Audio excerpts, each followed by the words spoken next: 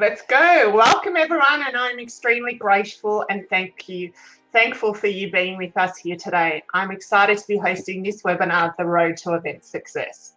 Before I go any further, Perfect Events acknowledges and pays respects to the traditional custodians of all lands across Australia on which we live and work, and to their elders past and present and future, and to the Aboriginal elders of all communities who may be watching today. We also pay respects to the traditional custodians of the land from which we broadcast this event in Victoria, the Wurundjeri people and the Kulin Nation. Before we start, I'd just like to run through a couple of housekeeping about this platform that you are on here today. This has been kindly donated by our beautiful friend Joe Ciliberto from EventsAIR. He's been very kind, and he will talk to us a bit more about what he's done with EventsAIR. So thank you, Joe, for hosting us today. We are recording the webinar, so you will be able to get access to this webinar after the event, and we'll send you the link as well. This platform is an awesome platform, so if you're the first time user, you are going to love the interaction here. It allows you to have a Q&A button at the end of your screen, at the bottom of your screen. You may have seen it. Please, we encourage you to write questions. We do have some of my fabulous team behind the scenes moderating, and our aim is to get to those questions at the end of the session because we have a brilliant panel, lots to talk about, and we have an hour, about 15 minutes of Q&A, if not more. You will also see that there's a networking hub, a networking function for you. And if you go, it's going to be live at the end of the session for about an hour because there are so many people joining us. We have over 260 people joining us today from all across Australia, and I believe we might have some internationals. So welcome, hello, welcome again for joining us.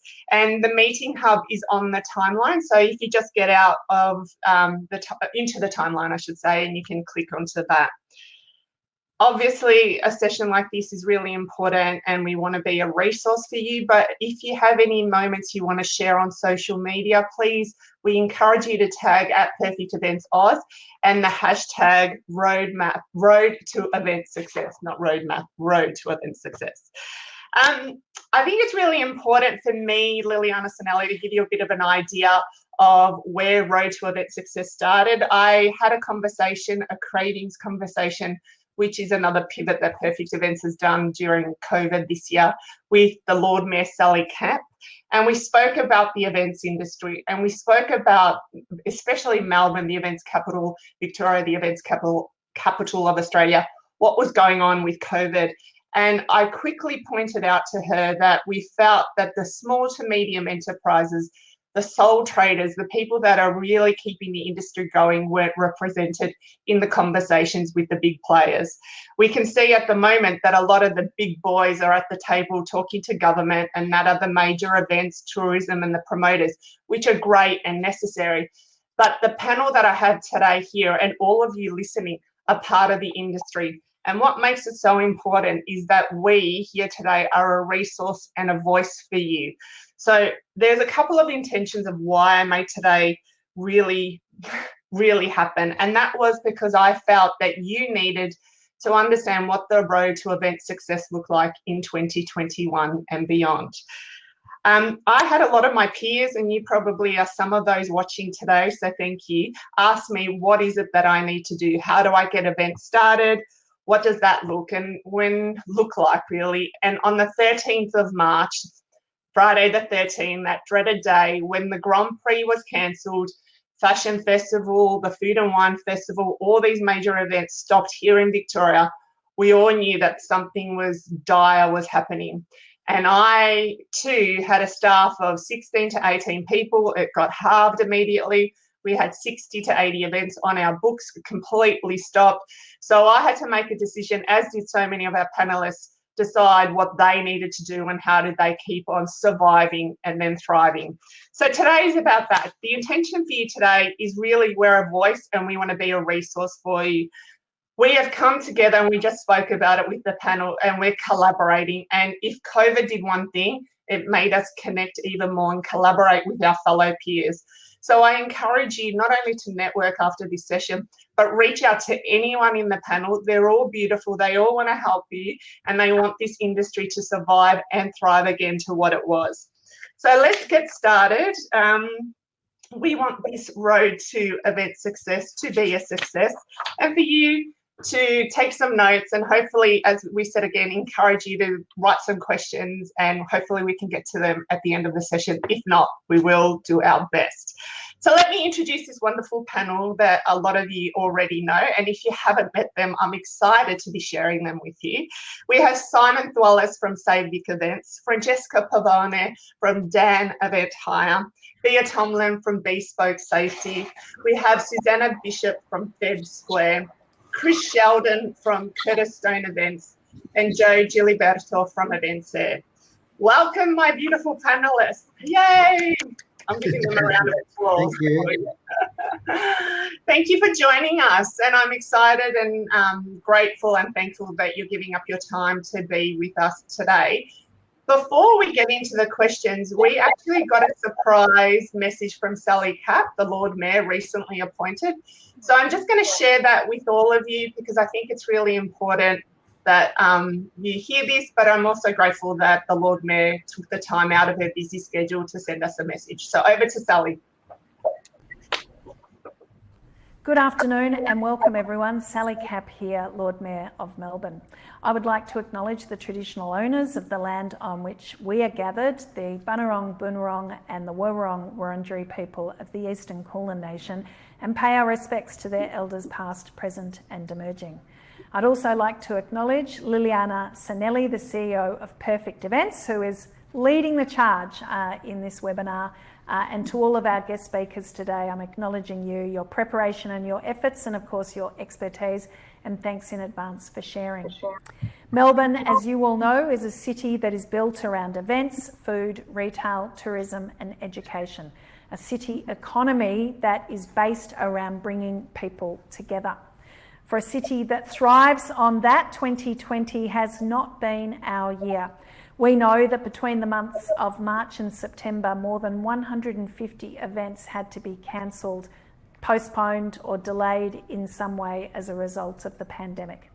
But the great news is that we are emerging from lockdown and we are seeing restrictions ease. And Melbourne is now taking the opportunity to ensure that our reputation as a premier events city is supported through our engagement with the events industry, with events businesses and with our community organisations. We are working with the Victorian Government to make sure that our event organisers can help us turn Melbourne back on. Our joint $100 million Melbourne City Recovery Fund is all about providing a safe environment in the city to welcome people back and supporting major events and programs to attract people back to the city. We are leading the way in making sure that we have cost-effective, public health conscious events here in the city, and we can't do it without you, our wonderful events industry. We've got everything from street closures, on-street dining, floral takeovers, creative window activations.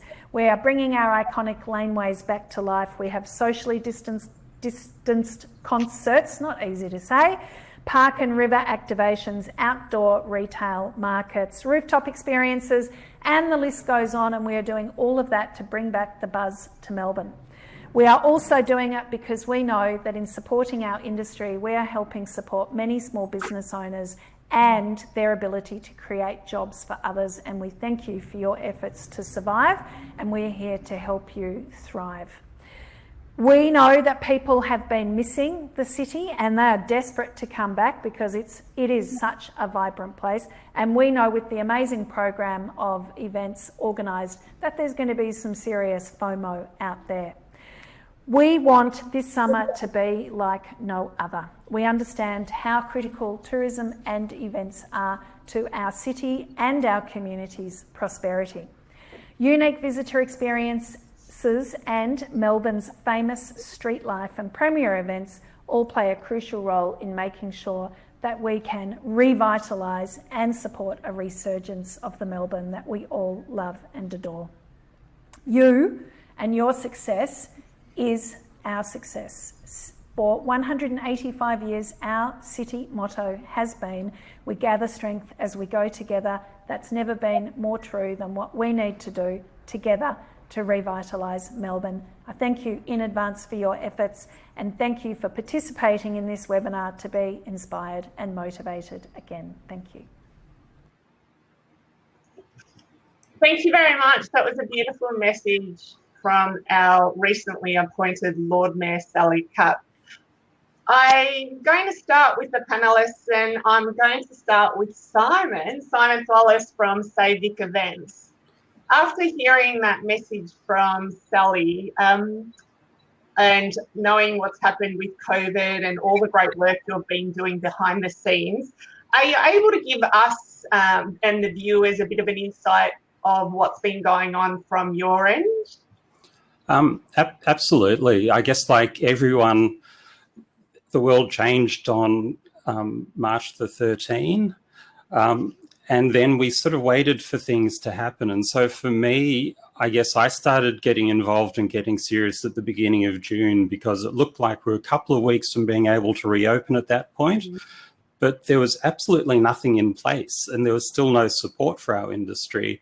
So I started contacting government, initially the Premier's office, and was put onto DJPR. And talking with the really senior people, I was pretty shocked to learn how little was known about our industry. People thought in terms of international conferences and the Grand Prix and sporting events, but that was really their entire knowledge of our industry. And they viewed success of our industry or the benefits of our industry purely as in tourism terms. How many tourists come to Melbourne, or how many hotel room nights does it generate, or how many side visits to the Penguins? Yeah. Whereas obviously there's vastly more to our event industry than just international conferences and sporting events. I mean, they're probably 10, 15% of our whole industry. And so that sort of started a process of trying to engage and educate with government. It soon led to linking up with Carson White from Leading Voice and Steve from DG Global, and then yourself and Bea and others to work as a team to work out how can we engage with government to let them know what our industry is, what it does, what help it needs, but most importantly, what the opportunity is. In that we're at a stage now where everyone's gone through a huge amount over the last year, and events should be playing a lead role from here on, because what we're really good at doing is bringing communities back together again, to helping organisations re-engage with their teams, to revitalise them, to get their strategies in place, inspire people to get through what will be the next hard year. I mean, we're good at rebuilding confidence. We're good at sort of raising the profile again of our state and restoring the reputation of our state. So it began a long, long process of trying to educate government and engage with government so that the people in our industry, so the small businesses and just the everyday people who work in it, who make our industry what it is, could actually have a voice and be heard, rather than just the few vested interests who've done a pretty good job over the years of looking after themselves, but pretty much to the exclusion of everyone else. So how have you found, and you made a good point about business events, and you've clarified what business events are, but business events brings in, well, events to Australia and Victoria particularly brings in $8 billion, and we're 80% of that, and that's what you wrote in your report. Is that correct, around the work we do? Business events in Victoria are about, or provide about $8 billion to the Victorian economy. And that's just business events. And again, business events are an important part of the industry, but so is the vast array of community events, public events, festivals. And the key thing, I think, is that the value of events goes far beyond the dollars. It's about rebuilding community. I'm sure Suzanne will mention a bit with Fed Square. I mean, you can talk in terms of Fed Square as being about tourism. but it's about building community and bringing people together, and that's what events do, which is so critical. Yeah, and not only does it build community, but it also means that you can keep connected and keep on building on the culture. And that's the biggest thing that everyone on the panel has been talking about, and a lot of people I've been speaking to is, yes, we can connect, and we're doing that today, but keeping that community and the culture of what we do alive, and the Melbourne essence, for example, or any event, you need to have that in-person event, and now the hybrid event. So talk to me about how you refer to us as the cogs in the wheel, and what does that mean for you? Because in the report you wrote to government, you mentioned that quite a bit, and it actually helped me understand more about that as well. Well, I guess many in government view events in terms of what they can see on stage, and it's similar with the arts, whereas for every person or 2 or 3 people that you see on stage, there's probably 100 people behind the stage who actually make this whole thing happen.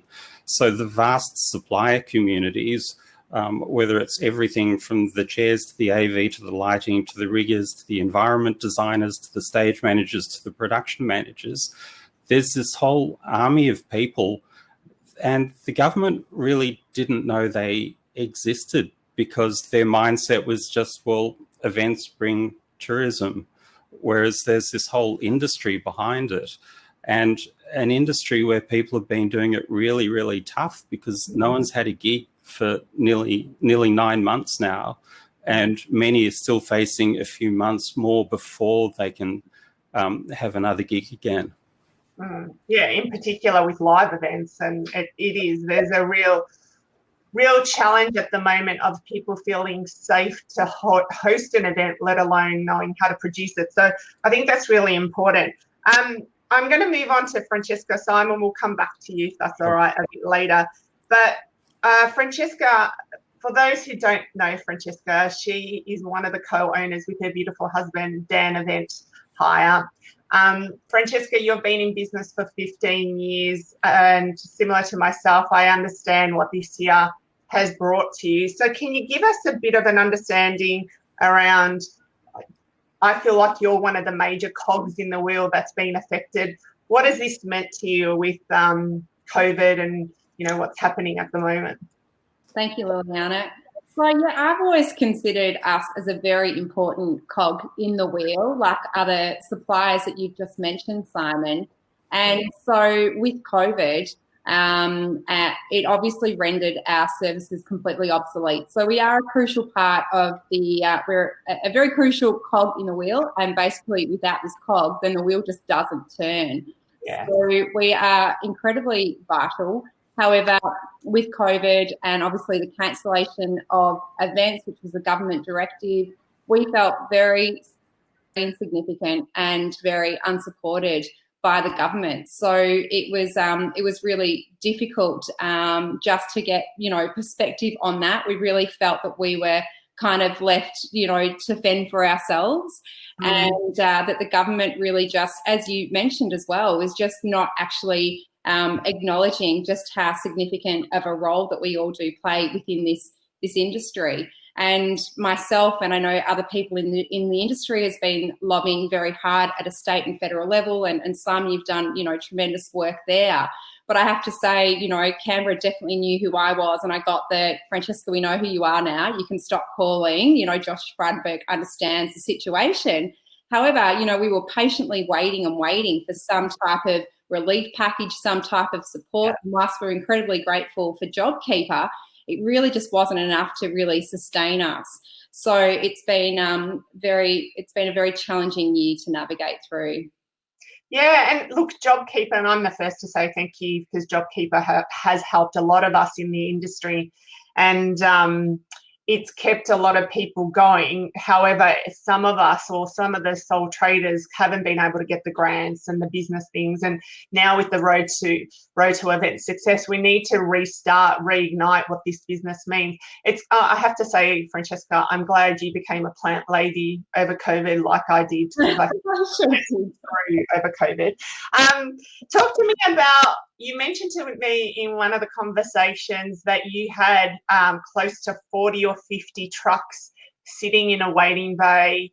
It really made you feel, and if you're happy for me to say, absolutely devastated that the business that you and Nick have been working on so hard and growing, that this was a real representation of where the industry was. It was completely stopped. Is that correct? Yeah.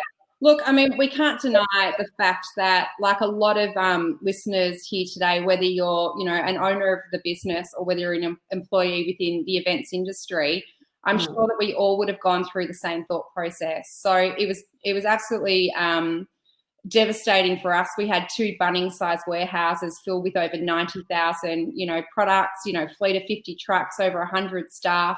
We had to go through that thought process of, do we hold on to this business and see it through at whatever personal, financial cost that would actually carry, or do we close it up? Do we wind it up? We definitely went through that thought process. Similarly, employees in this industry, this is the reality, had to decide, do we, transfer our skills to other industries where there is greater certainty and outlook, or do we stay within this industry? But obviously, looking at what was happening overseas, there was not really a lot of hope out there. So we actually personally just decided that, it's been 15 years of hard work. We're doing thousands of events across Australia, and we actually feel that we were quite instrumental in really pushing boundaries and making our clients look at events quite differently. Like what was happening in interiors, we were trying to implement that within our business by bringing on board, really cutting edge design focused pieces. We have now for, 12 years now been designing our own product and manufacturing in 7 different countries. And we were the first to do that because we just saw events as, something that, we should be injecting a lot of color into the way that we design our product offerings. So we had this tremendous, reputation with the industry, and we just couldn't walk away from it. Yes, we did do a whole lot of blue sky, think tank sessions with our staff where it was like, this is a situation, how do we generate additional revenue? And but we actually decided we felt pressure of pivot, that word that got used all the time, let's pivot. We decided, no, let's not pivot. We know who we are. We know what our value proposition is. You can never replace face-to-face events. Yes, the future will be some hybrid between, online and face-to-face, but let's just own what we're great at and what we've built a strong reputation for, and try not to panic. Yes, there was a lot of commercial decisions that needed to be made in order for the business to be able to survive and revive, but keeping within our personal values, which are very strong. There's no difference between our personal values and our professional values. We're very vocal about that, and those that know us know how important our values are. We had to look after the people as well. It wasn't just a challenging time for us as directors. It was challenging for our people, and I'm really proud that as a business, we didn't stand anybody down. We actually made a small number of redundancies. We did have to get rid of some casuals, but our core group of people that were really there, that were hardworking, loyal and supportive, that helped us build the brand, we had an obligation to them as well to help them get through. So, we're pretty proud to have got to where we are right now. You need to be proud. I mean, and I think today is about acknowledging just how far everyone has come. I know Bea, who we'll get to next, when we're talking about risk and safety and what does that look like, seeing we've just had a framework last week announced. For you, talk to me about what virtual events really does for a supplier for yourself, because I can hear the audience saying, okay, so if we're moving into virtual and hybrid events, how can someone work with you in order to produce, connect, collaborate? What would you say to them at the moment around that? Well, I'm not sure if I'm probably the best, person to answer this question, Liliana, because we saw, competitors and other people within the industry move to virtual events. We decided not to move into that space. It wasn't where we wanted to go. It kind of is a complete change. It's a different business model, and it's a capital intensive business, and we invested in product. So to do virtual events and to hire out, 2 chairs, it's not going to, from a profitability perspective, to be able to sustain us. I mean, we're geared up for major events, as I mentioned, with 2 Bunnings-sized warehouses virtual events was just not a space where we could actually be financially viable. So it might be a better question for, you know, another presenter, but look, it's just such an important way moving forward. So as I mentioned, yes, there will be a hybrid between the two, but we will continue to own the space that we've always been in and stay true to our guiding principles and our value proposition and what we know we can execute well at.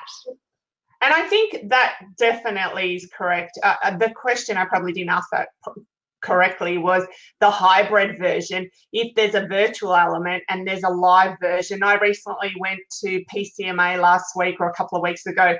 They had in Sydney a live version conference, and then they had the virtual element. And in the live version event, it was a scaled down version of what you were seeing on the platform. And that's where I think people like us, event producers and people watching, could talk to you and say, okay, this is the look and feel we want on the screen.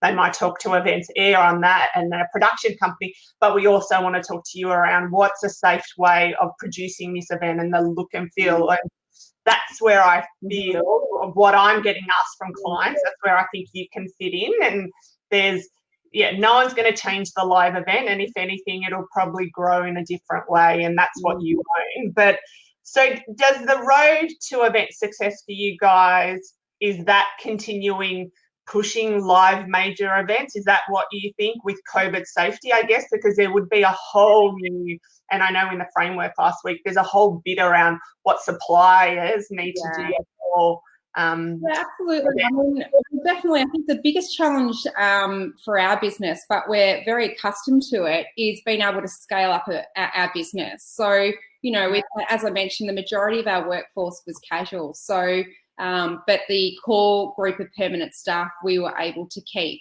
So, you know, and we did that. That's our business model, so that we can scale up and down depending on the events that we do. And as I mentioned, you know, we run thousands of events a year. So now we're down to a very lean team, and we are seeing a lot of optimism and a lot of events that are taking place. Obviously, Australian Open is a contract that we've had for, you know, 6 years now. It's not going to be in the same capacity. It's going to be in a reduced capacity, but it's going ahead. So we need to then scale the business up so that we can actually continue to deliver on those events, which, you know, that's what we're good at. That's the industry that we're in. So I think, you know, what's so important is that we've all gone through such a terribly challenging year, but I think it's so good to mention that there's so much hope coming. There's so many wonderful opportunities coming. Yes, we have to re-engineer the way that we do things, and there's a lot more compliance work that needs to be done, and you'll touch on that in a moment. But, you know, let's not lose sight of the fact that, you know, we are the event capital of Australia. We are on an international platform with that recognition, and that, you know, we can get back to where we were in a COVID safe manner. But, you know, there's definitely a lot of optimism and excitement amongst, you know, our clients, and we can see it. And we're now bolting. There's quite a large pool of very skilled candidates out there that we're now bolting onto the business to support the growth. So you've made some excellent points, and I think one of the biggest things, and dare I say, a source close to us guys, we may have just had an insight because it popped up on an alert that from the Herald Sun. I don't know if anyone saw that the Australian Open may not be going ahead, but we heard close to us that it might be still going on in a smaller version. But what does that smaller version look like, and how do you create a COVID-safe event, which is a perfect time for me to talk to our gorgeous Bea. But we'll talk to you a bit later, Francesca. Bea, welcome from Beaspoke Safety, who lives and breathes and, dare I say, dreams safety and risk management. Tell us a bit about how you're feeling, darling, because I know it's been a hard year for you with COVID and everything that goes on behind the scenes. So give us a bit of an insight. Yeah, sure. Well, realistically, like, we talk about Friday the 13th of March being implosion day, but it was actually the week prior that I already started seeing what was coming. I was already marking and assessing risk assessments to say it was going to be high. There was high levels. And actually the 10th of March was the day, it was my birthday, and I got to go to the Pty Ltd to see a concert. And it was very surreal. I actually just stood there and I looked around at my friends all jumping around and the rest of the audience, and I knew there and then that was it. That was it for the year. Friday the 13th came. Whilst I knew it was coming, it still shocked me. I think, there's nothing to take away when you've got the Prime Minister saying, you know, the party's over, literally.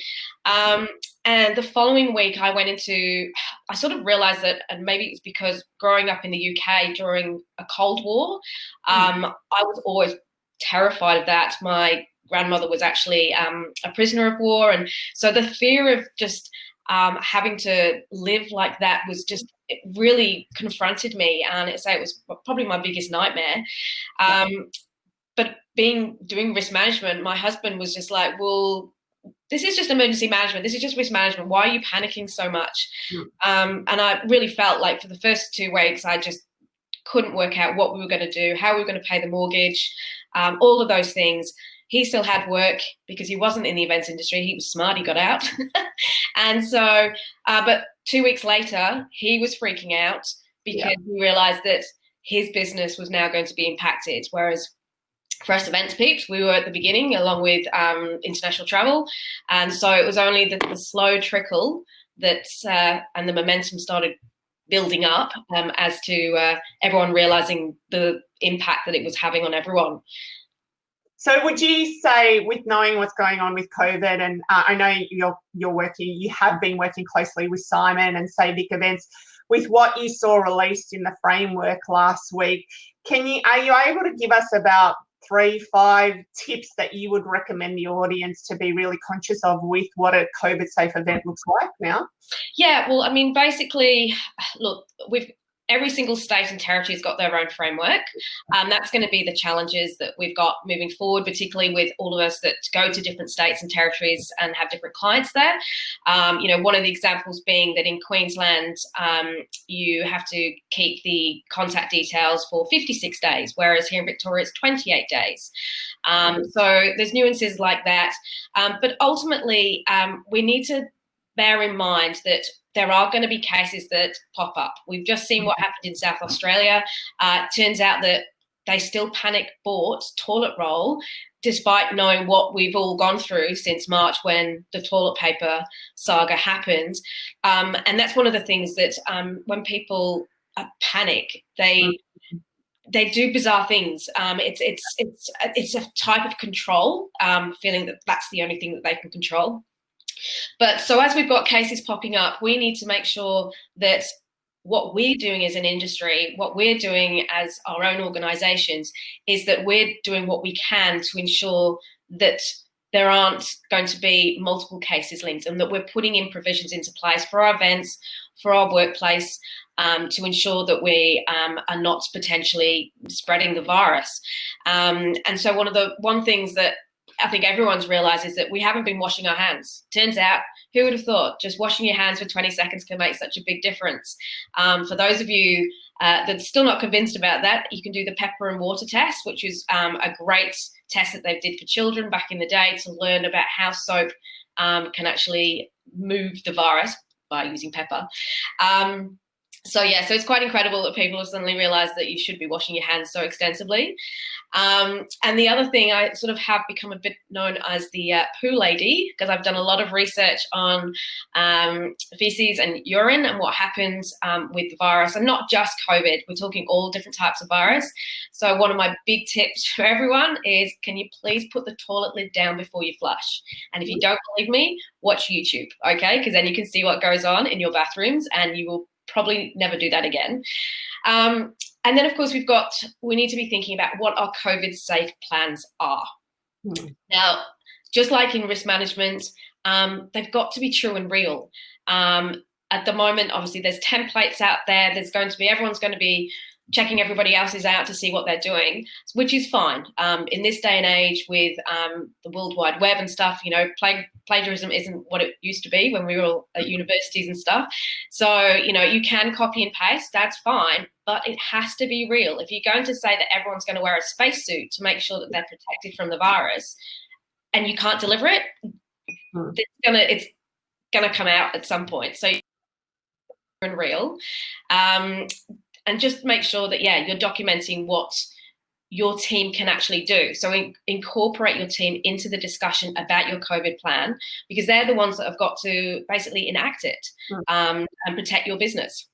I think they're really good points in terms of the sanitisation still needs to be kept at events. Obviously, the toilet and the amount of toilets and the capacity and the toilet sneeze, as you call it, is a really valid point. But I'm not sure if the event producers and the event team are going to go around and pushing down the event toilet lids. That's not my team. I can tell you they'll be saying, no, thanks, Lil.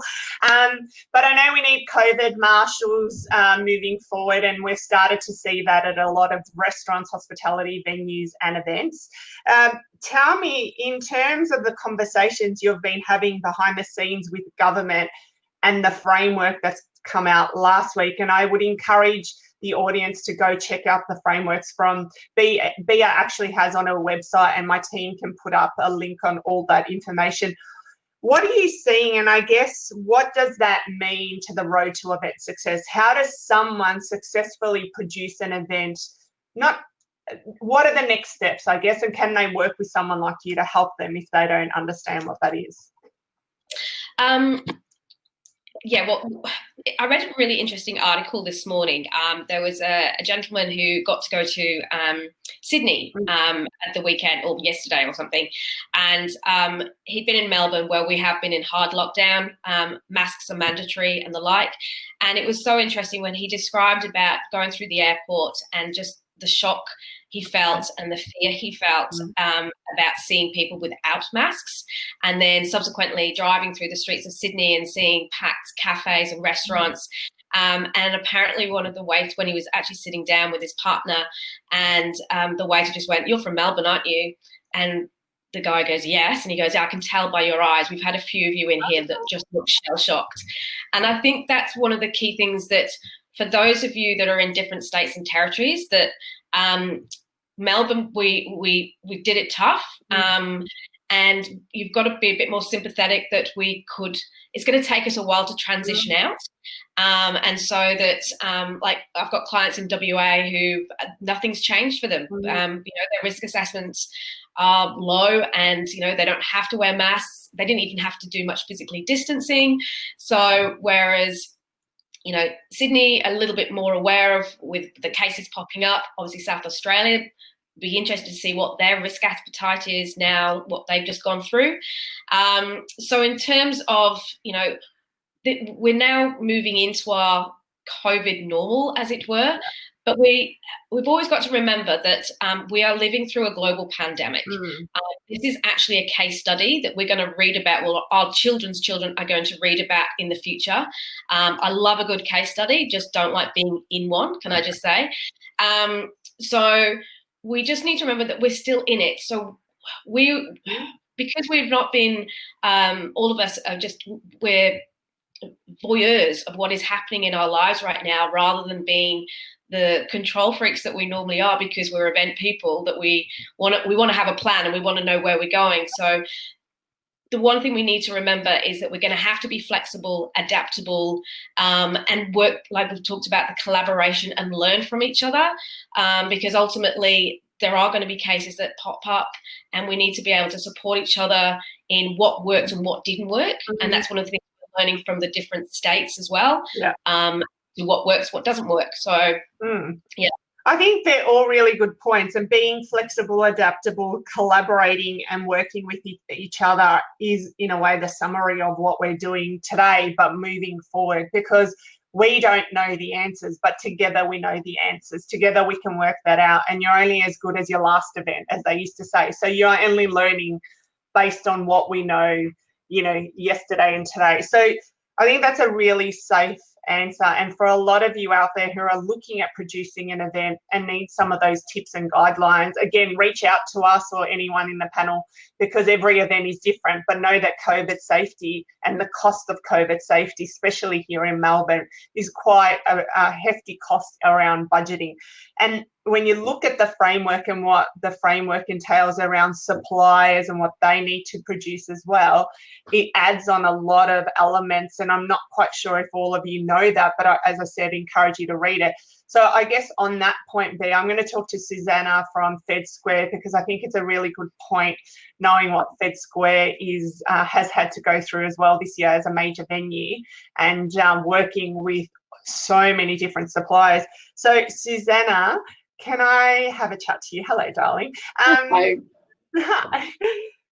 What do you think about this framework for Fed Square, and where are you at, I guess, with all of that going on behind the scenes and moving forward to a road to event success in 2021? Yeah, sure. So I think it's important just to highlight for those who are not aware that the public events framework will enable event organisers to complete a self-assessment tool that will then help them determine which event category they fall in. So if they have over 5,000 attendees, like a tennis or Formula One, they'll become a tier 1, and 500 plus up to the 5,000 a tier 2. So both tiers will still require to complete a COVID-safe plan. That plan then gets assessed by the Public Health Advisory Panel, the Chief Health Officer, and Ministerial Task Force. Once that's revealed, it will either be approved or it won't, and then the event won't be able to proceed. So if you think of us as a venue and all the venues out there, this means venues will have to juggle a lot of those tentative events, which is waiting on approvals and planning, as will all the supply chains of those events, because until we get those approvals, we won't know if the event can go ahead.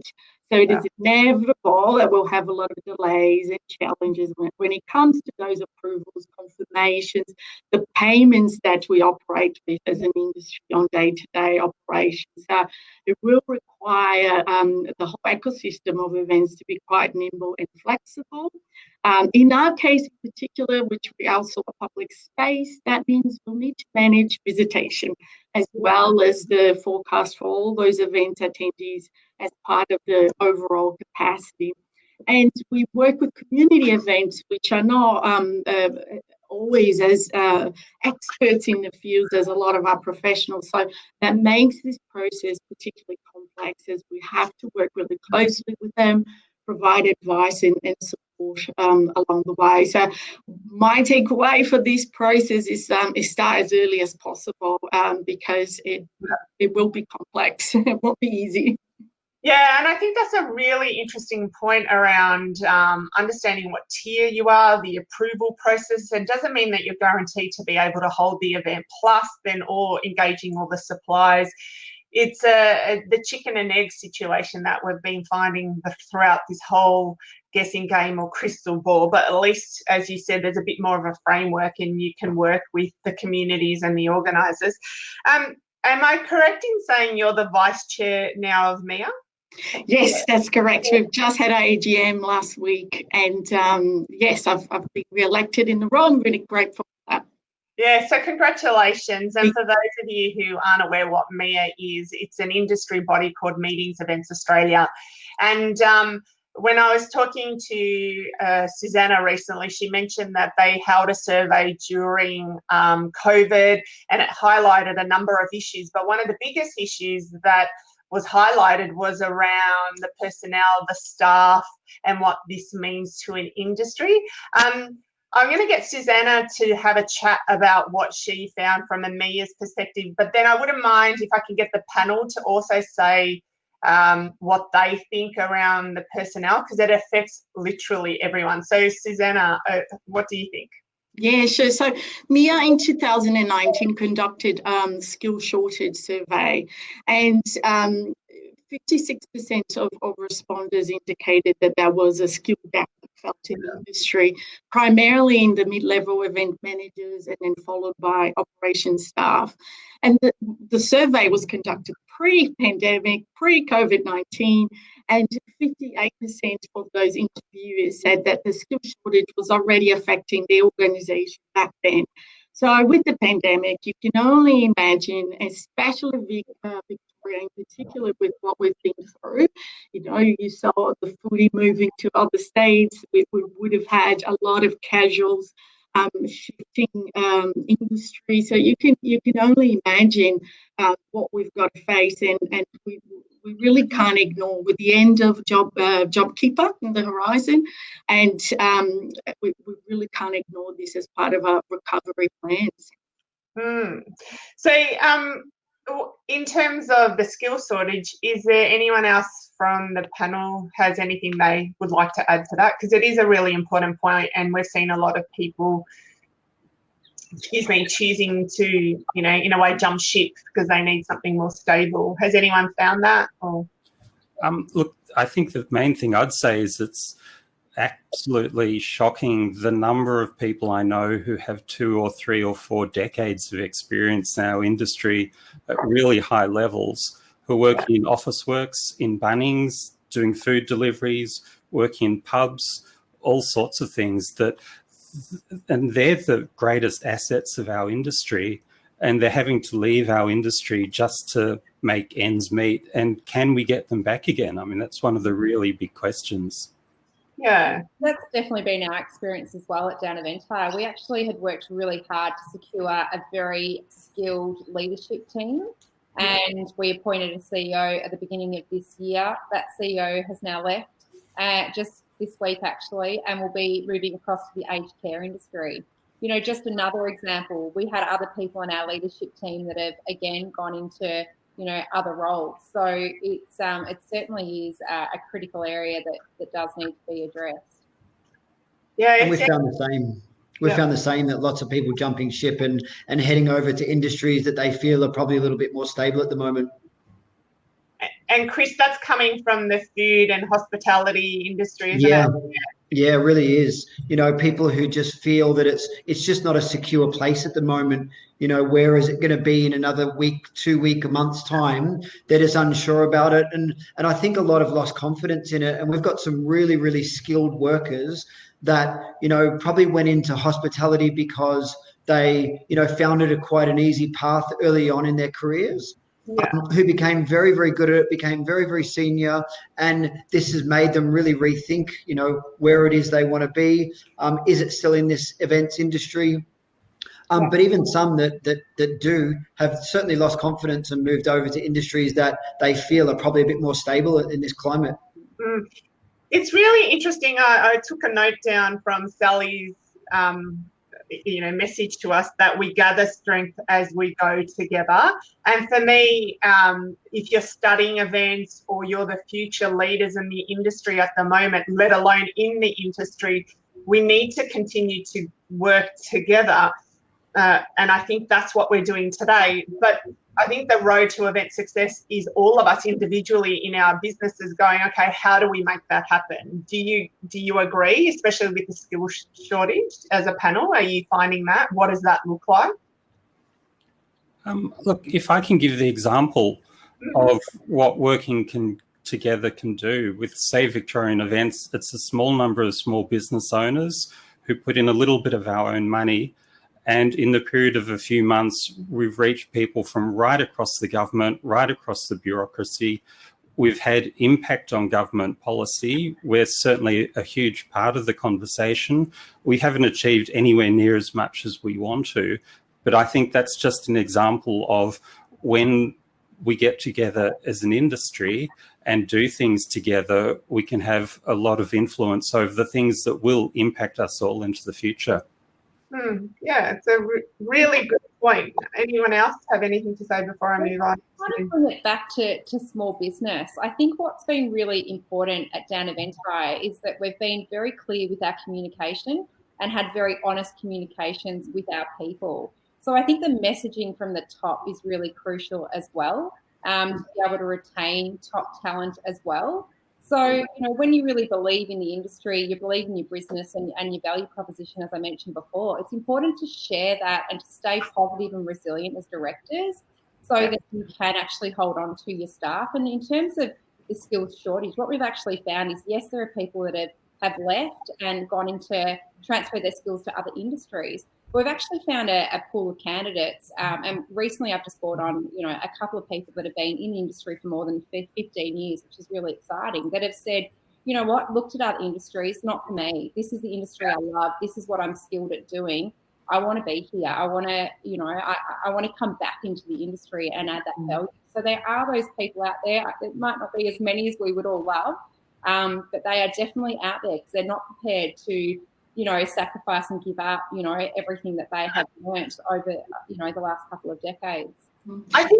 I think it's really important that we know as some of the industry leaders that it's our job and part of our remit to make sure that we empower our staff and we give them the skills that they need. But we also have to make sure that we also encourage the industry to continue growing. And, I know with Fed Square, Suzana, you've been doing a lot of work behind the scenes with other events, and how do you keep that growing for next year and to keep events still present to bring in people but keep jobs alive? Can you just add on, give us a bit of an insight around that, because then I want to talk to Chris around launching in a year that's completely probably challenged him in another way. So first, let's hear about Fed Square and what you're doing, and then I'll go to Chris. Yeah, sure. Just a point on the skill shortage. I think as an industry, a campaign needs to occur in this recovery phase. And that's when I celebrate initiatives like the one Sally just shared with you, which is an injection back into the industry that then will allow, with the events recovery, that allows us to really, bring the talent back in. And justify the existence of such an excellent industry. But shifting to Fed Square, the pivot word will inevitably come back as we had a difficult time, as you can imagine. We are physical space. We had to shift to a virtual square very quickly, and we had to produce events to keep the community connecting and keeping the purpose of connecting. And being that place where community comes to feel, to celebrate, to commiserate into a virtual world. Now that we are reopening, we've laid the turf out and brought in a lot of music through Thursday, Friday, Saturday. We're engaging with artists, we're engaging with musicians. We have a particular promotion around celebrating artists and music, a competition, Fed Live. We engaged with Ennis, which is a local artist studio, to bring the Sky Castle. The Sky Castle, it really is a symbolism of hope.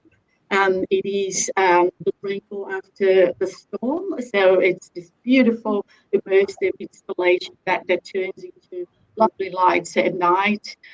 We also preparing for a summer like no other, in the words of Sally Cap.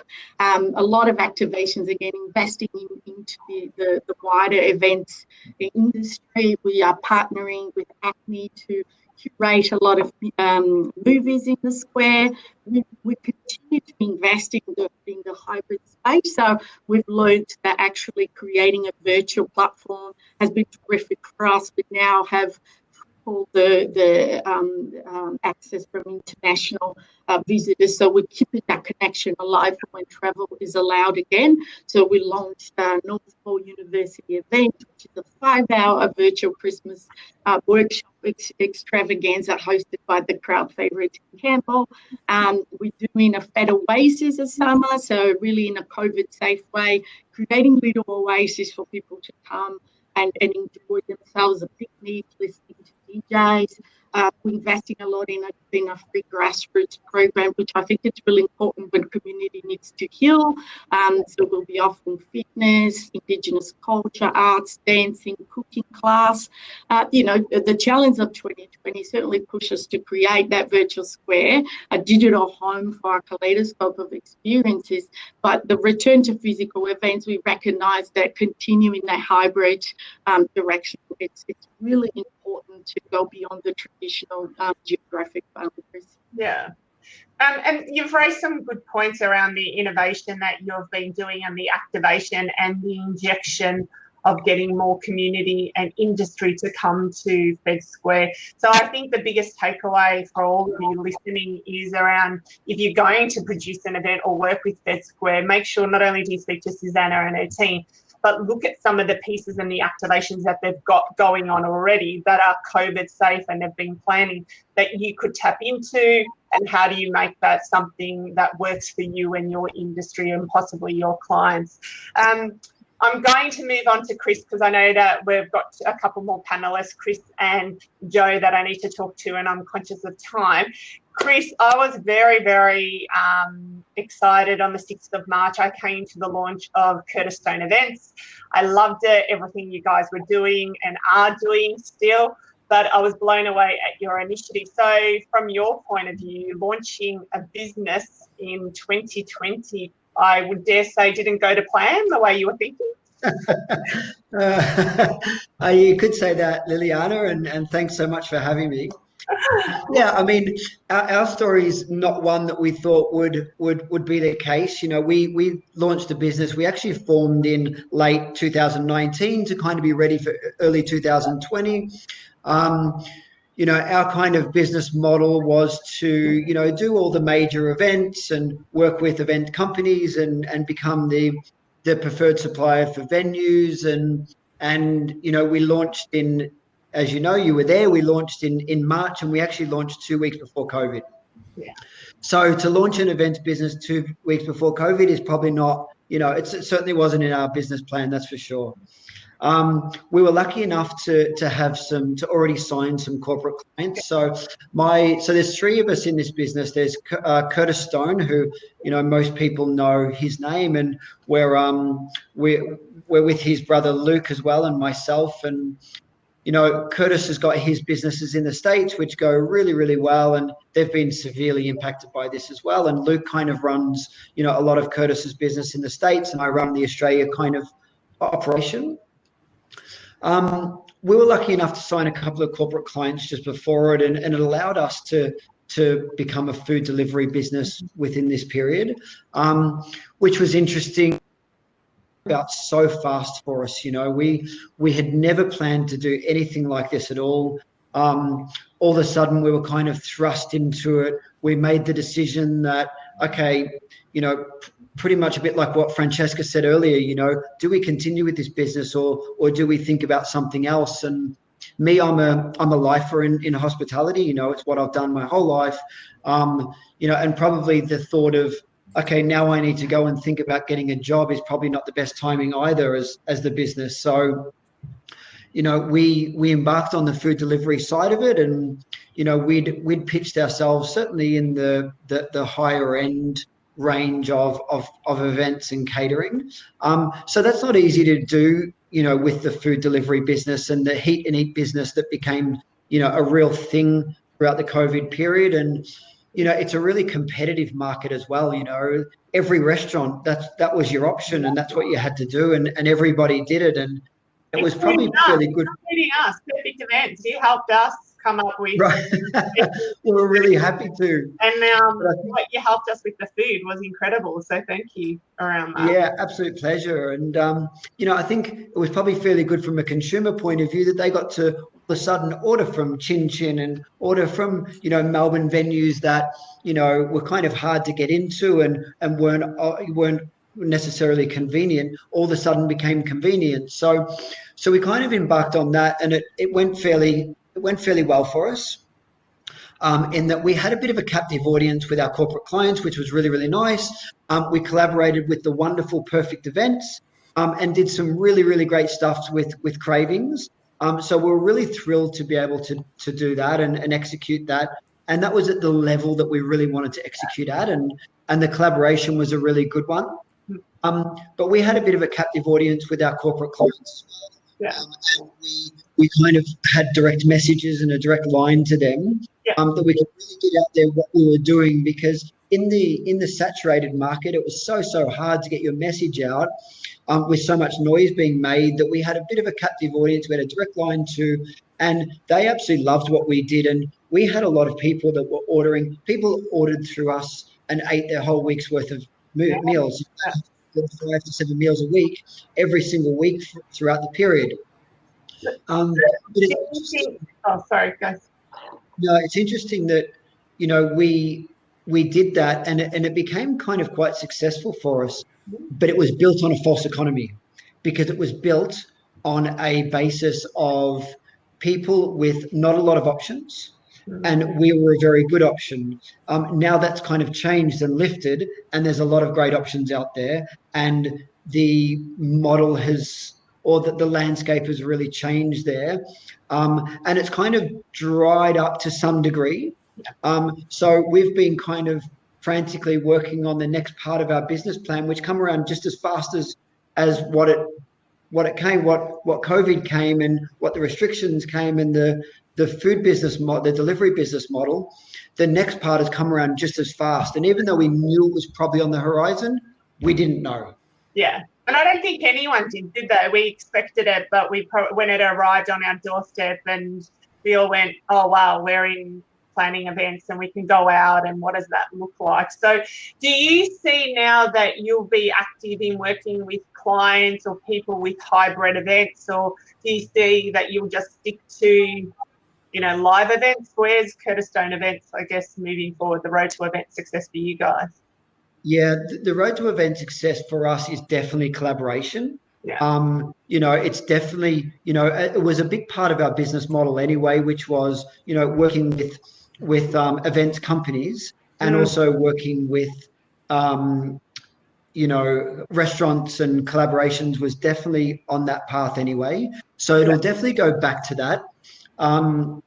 A part of our success now, there's been some things, and there's definitely opportunity out there too. There's opportunity born out of this stuff. And I've just learned really recently, that's a good tip, that's with Melbourne parks now, particularly CBD ones, there is no permit required for anything up to 50 people. Right. So you used to have, if you wanted to have an event in a park where you had furniture delivered and that kind of stuff, you would have to have a permit for it. As a caterer, we have a permit to be able to deliver food to that, but we actually don't need a permit. So if you wanted to have a function in a park, you can do that, have furniture delivered, have the function that you want. Can't be anything over 50 people or marquees or anything like that. You can have umbrellas and furniture and food delivered for up to 50 people. Well, so, there's a collaboration, Dann Event Hire and Curtis Stone Events, and Christmas parties. If you're looking for your Christmas parties, talk to these guys, because that's a great solution. I didn't realize you didn't need a permit. So right, I didn't realize that either. And I actually picked up the phone on Monday and just chatted to the council about it. And it's they don't know how long it's going to last, but it's certainly a solution right now that any park, they won't reserve it for you, but they will definitely, you don't need a permit. You can have deliver your furniture, just have your whole setup. So I've got a whole bunch of functions that are booked in December of officers that have realized this, made the call. I've told them what we can do, and we've kind of gone ahead and booked them, which has been great. I'm conscious of time. I've got another 12 minutes, and I do want to try and get to a couple of Q&A sessions, so we might be able to extend this by a couple of minutes.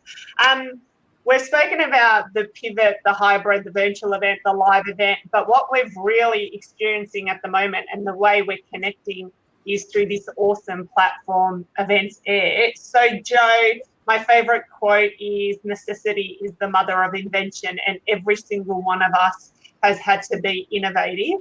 Talk to us a bit about EventsAIR and where this has been born. Sure. Early days in March, really what happened with us out there was pretty much the same as every other event organizer.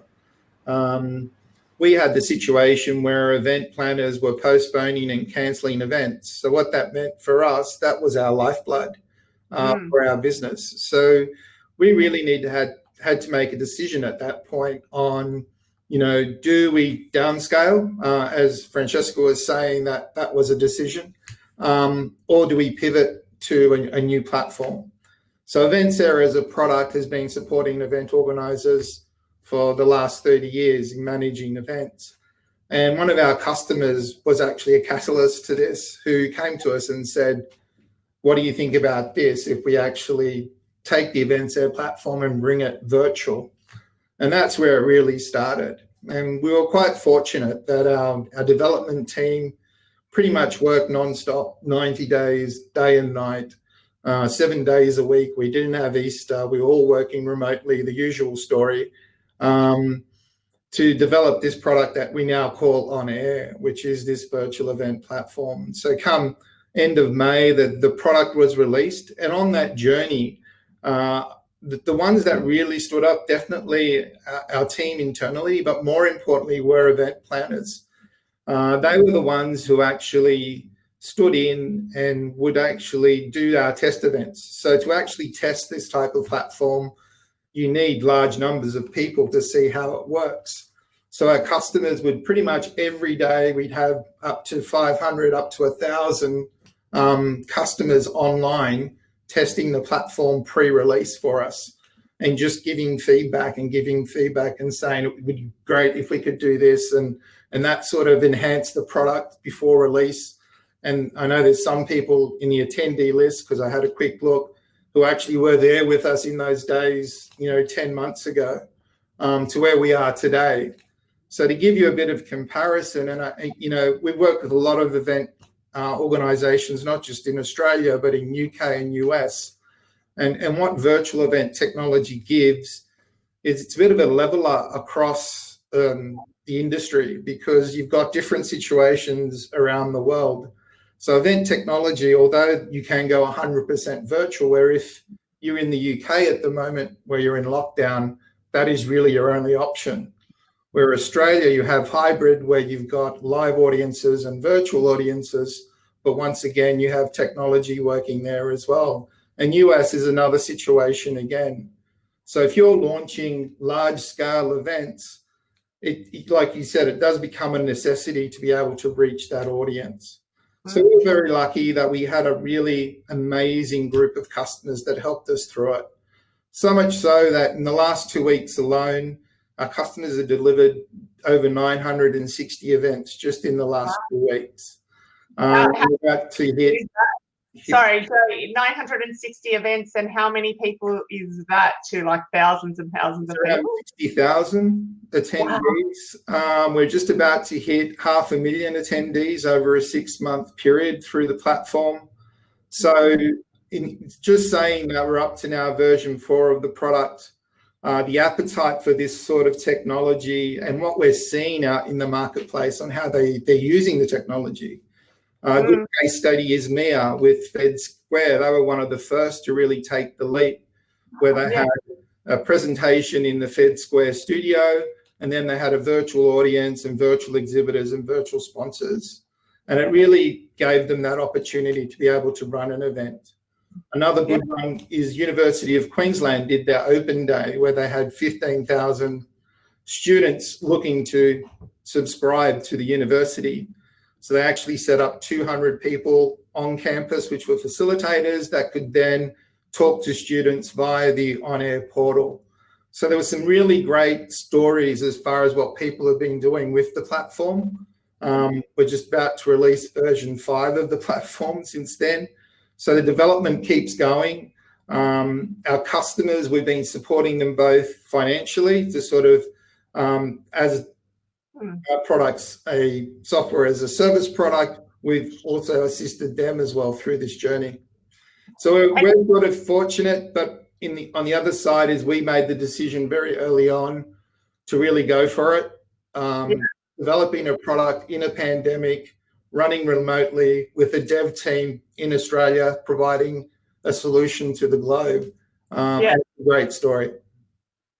You brought up something which I think has come up in some of the questions I can see, and I wanted to talk to you about it. And we're extremely grateful for you hosting us, and we also participated in the MIA conference, and it was fantastic. There was a question around how do you value a platform and that expectation for a client. What have you found, and what's the cost around something like that? Just a bit of an indication, if you're okay to share that. Yeah, well, really it depends on the type of event that you're trying to run. So the way that the platform's designed, it's on a subscription-based level. So you can actually run unlimited events. So whether they're sort of medium to large scale events, you can actually use the platform. So that's number one. So it doesn't matter how many registrations or events that you do, you can actually use the platform. So it becomes your platform of choice. So depending on the scale of what you want out of the event, so for example, if you want exhibitors, if you want sponsors, or you just want a simple sort of webinar style like this, they're the sort of 3 tiers of product. Then above and beyond that, there's a one-off price as well. To give you an idea, one of one of our customers in Singapore recently ran a fully virtual exhibition / trade show. And they actually, the cost to be an exhibitor was the same price as an in-person event. They were one of the first to sort of do that. Yeah. They were oversubscribed on the exhibitor hall, which was pretty amazing. So it shows the sort of return on investment that you can get. Saying we're for live events, don't get me wrong. We see virtual as being an enhancement, or like you said, a necessity, depending on who your audience is. I definitely agree that it's an enhancement. I don't think we'll ever get rid of live events. We live on that. It's just the human DNA. We want to be around people, and nothing beats going to an event and seeing that artist singing and their sweat coming onto you or whatever it is. But there is now this element of what does a hybrid event look like. I'm just going to get to a couple of questions from the audience because we've got about 4 minutes, and the questions we don't answer, we're going to get back to as many of you as we can.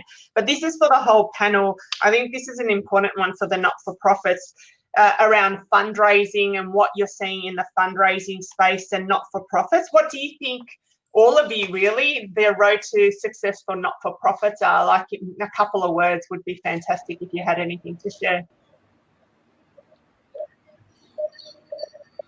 Look, I was just going to leap in and say it's about getting back to basics with everything. It's looking at what the needs are, who you need to reconnect with, and how you can bring people back together in simple ways to start with, and build up from that. Did you want to add? I could just jump in there. We do a lot of the charity of choice for us is the Snowdon Foundation, because I had a blood cancer and now feel very in debt to this amazing organisation that's helping blood cancer sufferers. They've just tried to keep their brand alive and done a lot of virtual events. And then we're working with them on a live event which will be at the Botanical Gardens in a marquee in November of next year. So whatever you can do in that virtual space to be able to continue to keep your brand alive and to raise funds, and then plan for a live event, because I think that's where you're going to generate, the most amount of funding. I'll go to the next question, and just in regards to fundraising and not-for-profits and coming back to basics, there's a lot of things that we're doing at Perfect Events is around helping people do workshops and seeing what 2021 looks like for events and fundraising for them in particular. This next question is really important. It says, we would normally be planning events at the moment that are due to happen in March with the framework that you have spoken about. How much do you think will change between now and the events of early 2021? I'll jump in. I think we're going into unprecedented territory, so I would go as early as possible. If you're planning something for March, I would put down to paper and start the planning. I think government is still trying to understand what COVID normal looks like and where flexibility can increase. With opening of borders around the country and international flights coming in, it all becomes more complex. So I think, the way we were getting shorter and shorter timelines for events, I would start planning now. Without a doubt, we're seeing the same thing. Your traditional 6 months planning is turning into 3 months now, as far as time frame. Yeah. If I can also add on that one, we are expecting guidelines to come out for business events any day. There's been lots of to and fro. My last update on that was just before coming on air today. If you look at the framework, as long as we don't get a flare-up in Victoria, we should be at the final stage of that by around about mid-January, all things being equal. So there should be lots of possibilities for events in March, but it's still big risks everyone has to take. And I think the risks around the business events and producing any live event not only extends to the suppliers, but also the artists and the performers. So we are passionate to collaborate as suppliers and the cogs in the wheel, but we're also really conscious of you. And there's been a great point around the artists out there and the music festival. So Simon, it might even be worth us conducting another part 2 version of this and looking at what that framework is moving ahead, because I think it's really important to share some of that knowledge. Absolutely. Would you agree? Absolutely. Yeah. Absolutely. I'm going to ask Joe a question here. This session says it's going to end in 11 seconds. Can I increase that by 10 seconds? It is extended. You can keep going. It's fine. I thought I was getting wiped off the stage like No, we got a special hook. Special yeah, hook. I think there is a hook coming, but I don't know about it. This is now the joys of working from home. There is one question. There's actually 2 more questions, if it's all right with everyone. Just for 5 more minutes, I'll extend it because I know you've already given up so much of your time, and thank you. Has anyone heard about insurance and what that means for the industry? And Simon, you might have some insight on that with the government conversations that you're having at the roundtable. Look, one of the things that we've asked for from a really early days is for the government to look at ways to underwrite some of the risks, because insurance companies are really not willing to look at anything that has the word COVID in it, which means that the risks that people are looking at on all sorts of events, whether it's from the smallest community events to the largest corporate events, you're facing the risk that it could be cancelled because of an outbreak or something that happens 2 days before. And everyone will lose their dough. So the government hasn't been at all forthcoming on that, or in fact on anything involving dollars and cents so far. But it's a real issue that the biggest risks that we face on events now are largely uninsurable. Yeah. Bea, do you have anything on that? And then I might ask Suzana from a venue's point of view, what if there's any around the insurance now, because have you heard anything that you might be able to share? Well, it's interesting with the hospitality and the cafes and the restaurants that have gone out onto the streets, into the laneways. In my hometown, they've taken over sections of the road. And what's interesting for that, because the government realised that the hospitality companies weren't going to be able to get insurance for it, so it is actually being put back onto the local council, who are self-insured, which means they don't actually have insurance as such, but they it's a process that they go through each of the different councils and how they deem an insurance claim. So we're sort of hoping, and is that, again, with the conversations we're having with government, is about this assistance for the insurance side of it, because there is that fear that we're not going to get different suppliers going to be able to attend, participate, collaborate with us because of the insurance risks. So it is a big thing. The insurance companies are not saying much. They're still back waiting to see what happens, because like I say, we're still in the eye of the storm. We're still in this case study. So until someone makes that leap of faith, we don't really know what the insurance side is going to look like, unfortunately. Suzana, what about, I know what my insurance broker said to me, which I'll share in a second, but Suzana, from the venue, and Fed Square love them because they've always been so tight on risk and safety, and it's taught me and my team so much. But from your point of view, what would you say now? From our point of view, we've flexed a lot our cancellation policy. So, I mean, we don't exist without the community that uses Fed Square. So we've acknowledge and realise that we have to work with the events organisers and the community to bring them back. So we've really gone to places we had never been in terms of allowing them to cancel things up to a point where we manage. And so far, it's what we've been able to do. And I know other venues are also becoming more flexible until we come to a new normal, per se. Yeah, it's an interesting point, but I'll share this. Our insurance broker suggested we extend our insurance cover and take out legal insurance. So it's a new insurance product where basically if we were ever to be in a litigation that someone got COVID, for example, we had the money from our insurance broker to pay for the fees for that. So a very different way of being insured. So for corporates who are listening or people in community groups, I would encourage you to talk to your insurance broker around how to feel protected. My last question, I promise, and then I'll thank you so much, is around the future leaders and the industry. There's a lot of people saying that they still want the skills, they still want to be in the industry. I would love to hear from all of you a couple of words on what you would say to them to encourage them to remain in the industry, and possibly how do they get that skills working for someone like you? Who wants to start? I can jump in. You know, for me, it's about there's been enough awareness.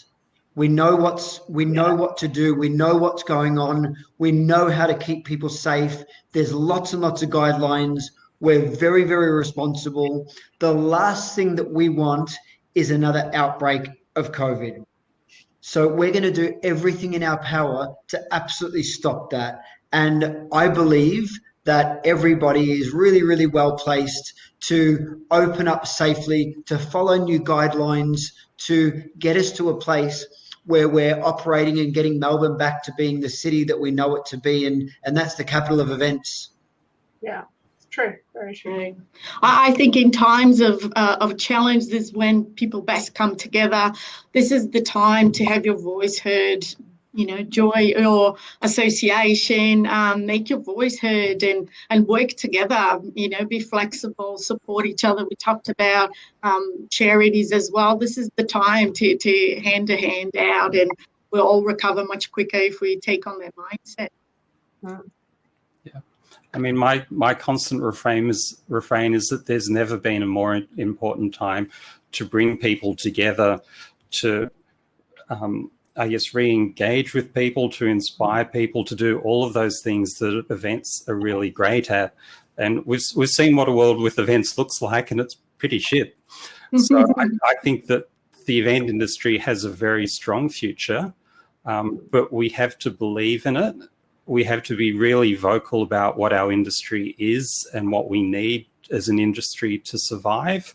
And most importantly, we need to be really vocal about what the real benefits that events and the event industry does bring to Victoria. Yeah, that's a really, I think, good point. And part of your agenda for Say Vic Events is about getting the industry reopened, working again, and giving them the recognition around what they give to the community. And all of us do that in a different way. So any final words before I go to the thank yous? And I would say take a leap of faith and think outside the box. I've seen so many event planners really do that and make it work. And I think the future's about that. It's the out of box thinking. It's the events in the park. It's the using venues as studios. It's the blended approach, because at the end of the day, events is about connecting people and also doing business as well, which is an important aspect to keep the event business going. So if we stop being connected and stop doing business, there will be no event industry. So whether it's virtual, hybrid, or in person, it's still a very important part of keeping the whole event industry alive. And like I said, we've seen a lot of that creative thinking, and it's because of event planners, because as a group, event planners are creative thinkers.